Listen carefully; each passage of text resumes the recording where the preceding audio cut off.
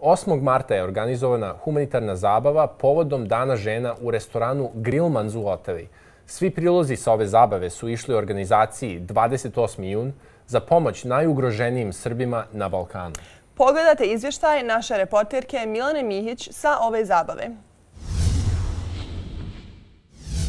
Dobar dan, dobro večer. Srpska televizija Otava i večeras u Grillmans restoranu gdje je organizovana humanitarna zabava povodom Međunarodnog dana žena. Naravno, svi prihodi ove zabave idu u organizaciji 28. jun, čiji je koordinator za Otavu Ana Živković sa moje desne strane. Dobrodošla ponovo na emisiju, Ana. Hvala ti.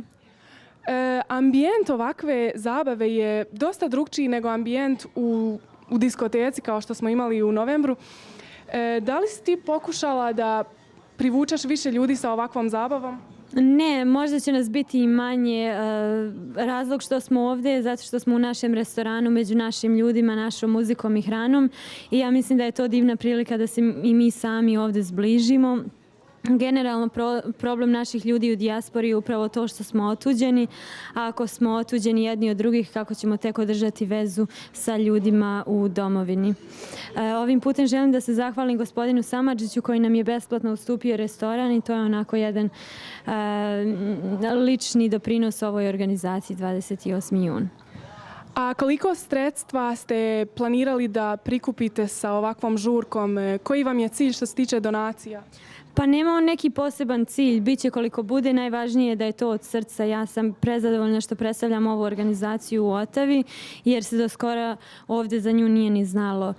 Tako da ovim putem želim da se zahvalim svima onima koji su došli ovdje da nas podrže i svima onima koji su na bilo koji način učestvovali u organizaciji ove zabave.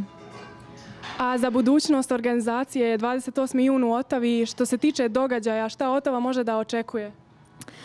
Dakle, iduća faza je nastavak promovisanja ove organizacije kao i pokušaj traženja sponzora naših stranih kojih će sigurno biti.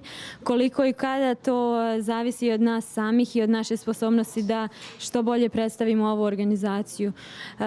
Jedino što ja mogu da kažem je da ću se potruditi da to uradim što bolje mogu i to je to. Hvala puno, Ana.